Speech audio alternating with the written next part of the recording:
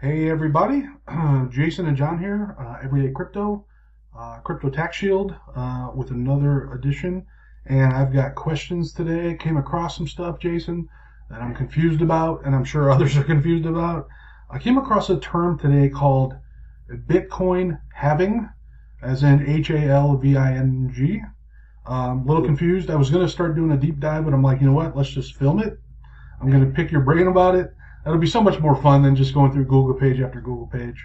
So, Sure. first of all, thanks for being here again today. And what is it? Let's start with that. Bitcoin halving. What are we at?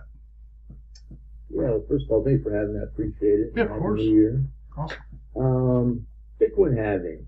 So, the inventor of Bitcoin, his whole pitch was decentralized money Mm-hmm. and collapses like the housing collapse of November 2008. 2008 will never happen again. Okay.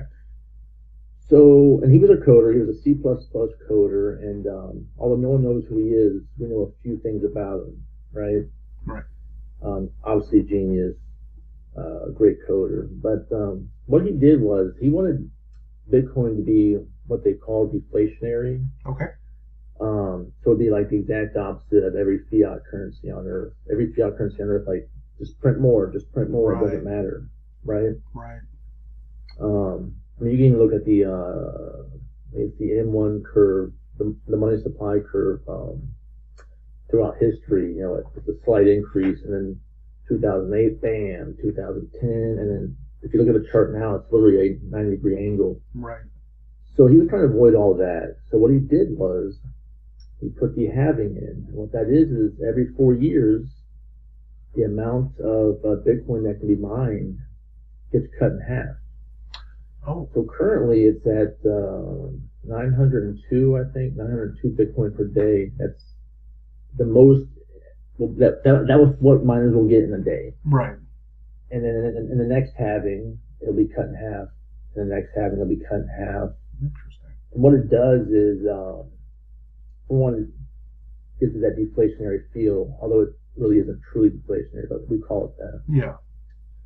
But it plays on supply and demand. Mm-hmm. Right. And it gives you security knowing that there can only ever be 21 million Bitcoin that will ever exist in existence, and this is how they get released into the public. Right. Interesting. Yeah, I mean that really is true with fiat currency in particular. As they print more money, we see that. We see inflation go up. They're directly related to each other. So. Yeah, we're living it today. Like Yeah.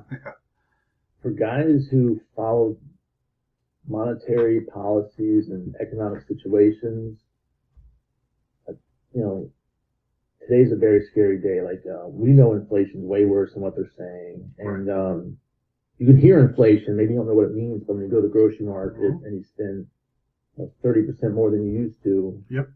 you start feeling it. When you go to do that painting project on the house and it costs double what it was going to cost last year, you feel it, right? Sure. And these are the problems with fiat currencies. I mean, through the history of mankind, Mm-hmm. zero fiat currencies have stood the test of time. Right. Zero. Right. So people like to think that outside invaders is what brought the Roman Empire down, but really wasn't. It was the overprinting of their currency. Interesting. And throughout history, you've seen it. You can look at Germany after World War One. Mm-hmm. They had to print off so much money to pay off their debts that there's these pictures of old ladies with wheelbarrows full of money trying to buy a loaf of bread. Oh, jeez. And that's what happens. I mean, look at the Zimbabwe currency. Like you see those Zimbabwe $10 trillion bills, right? It's just, I think that, growing up, my dad could have bought a Corvette for like $6,000. Right. And now they're $80,000. That's inflation, right? Yeah. That's how you feel it. Yeah, and speaking of world events, I mean, we saw that over the last 25 years in Venezuela. You know, where it got to be what 2 million% interest over 20 years or something, like crazy. And then people ended up, you know, in the streets begging for food. You know, empty shelves. It's scary. Yeah. As Americans, I don't think we really feel the full pain Right. of those situations, right? Yep. But just imagine if you lived in one of those places where your currency was so unstable that you didn't know what your wealth would be tomorrow, so you would spend your paycheck that day just out of the fear of it being wiped away out of Sure. destabilized currency situations. You know what I Yeah. mean? I think if Americans could wrap their heads around that feeling, Sure. you know what I mean? Yeah, we're so used to playing on our devices and being comfortable that a lot of this slips in under the radar, you know. So in terms of going back to the Bitcoin halving in particular, um, would you say that's the most important part of that is to create sort of that stability, or are there other sort of things I'm not even thinking of? I think it was. I think that his main focus was the deflationary, Yeah. right? I think that was the main purpose, Yeah. but it had a lot more effects than that. That all Right? ripples out. Yeah, Right. absolutely, absolutely. So in terms of that, and this might sound like a stupid question, but um, is it you mentioned every 4 years? Is it always that predictable across the board, across cryptocurrency, or in particular with Bitcoin, or is it a little more volatile? So the halving, as far as the date it will happen, is pretty predictable. It's based off blockchains. Like when we get Okay. to this specific number of blockchains, it will happen, but they're able to predict it out pretty close to almost exact, pretty close to 4 years. So that's predictable. Yeah. And so we're on our third cycle, right? Mm-hmm. In the first two cycles, if you put the graphs together, they look very similar, although there is like a slight lengthening of the cycle. Okay. And Bitcoin maximalists and guys who've been in this space longer than I have, they tend to believe that these cycles are predictable as far as how Bitcoin will behave. I see.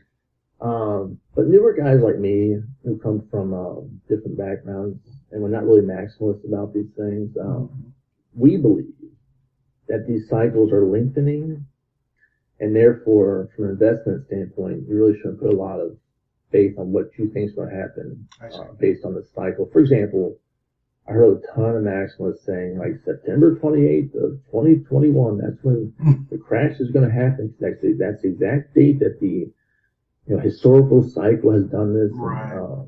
And just nothing's that predictable. And so many more people have entered this space, and there's so much more different types of people. You have corporate people, you have states, you've got your random investors. It's just the full spectrum is now in this ecosystem. And I think the halving was more predictable from an investment standpoint when you had like 10,000 people in the whole world. And most of them were miners, Sure. right? So miners are greatly affected by the halving more than anybody else, but they also historically used to hold the biggest amount of coins. I don't know if that's still true or not. It probably is. Right. So I think moving forward, you have a lengthening cycle. Okay. And from an investment standpoint, it's not predictable. Okay. So we and the question I posed had to do with Bitcoin specifically, but do other coins do this to your knowledge, or should they? Yeah, so there's this term in crypto called tokenomics. Okay. And the halving is where it all started. All right. Because Bitcoin was the first. All coins have some form of tokenomics. Mm-hmm. The ecosystem has evolved so fast that there are so many different versions of this. Right. And they get super interesting when you start diving into them nowadays. So the whole point of tokenomics, at least from an investment standpoint, when you're looking at it, if you're looking for things like this, the halving or buybacks and burns, things like this that will take away the supply of that token. So therefore, if I'm going to buy it, I'll give you a good example. Yeah. I'm a big fan of Terra Luna. Okay. And Terra Luna, they're doing something that no one else is doing as far as at least as I'm aware of. So every time you turn a UST, that's the stable coin for Terra Luna. Okay. Every time one of those is created, the Terra Luna is burnt. So that'd be the equivalent to every time a stable coin on the Ethereum network was created, one Ethereum worth of that would be burnt. Oh. And so just think about it from over a period of time, right? I think right now there's billions and billions and billions of dollars of stable coins on Ethereum. Yeah.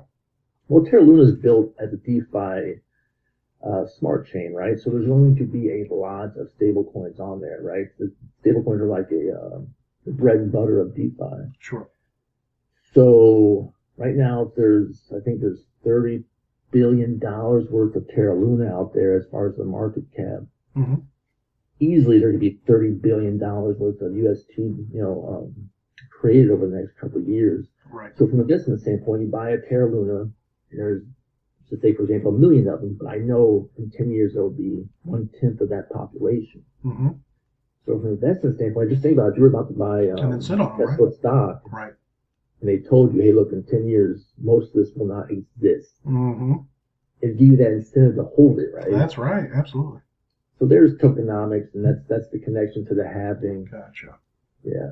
Interesting. Yeah, that's what's really fascinating sort of about this industry or this niche in particular is that the creativity of some of these smart folks that start these things, they really do take into consideration longevity, in things like inflation and deflation, which is smart. It really is. It does seem to be an organic sort of grassroots way to circumvent all the problems that some of the systems create for us. So it really is. I consider the crypto community, like the true crypto guys, I consider them the hippies of the 60s, right? Like we think outside the box. Absolutely. And we're for the people, and we just want things to make sense. Right. Damn the man, right? Yeah. Yeah. No, I'm digging it, man. It's very fascinating. I know all of our subscribers love this stuff, and all the people watching us on YouTube and every place else. Great info, man. Great. I'm going to have more stuff next time. But this gets us some good answers on this particular question. Like I said, I came across some stuff, and I'm like, I'm going to ask my guru, Jason, today. We're going to film it, and we're going to get it out to the people that need it. So. Yeah, I hope it's informative. I know it's hard to wrap your head around these things sometimes. Yeah, absolutely. No, you're doing a great job of just making this for just chuckleheads like me that really want to get involved and get better at it and be smart and efficient with my time and my money, not falling for scams. And a lot of it is just learning the verbiage and learning the language. And once I get the language, I can start speaking to other folks. So absolutely. Yeah. So awesome, man. I really appreciate your time. And we're going to do this again very soon. And just have a great night. Thank you, John. Thanks for having me, and Happy New Year. Back at you. Thanks, Jason. Take care.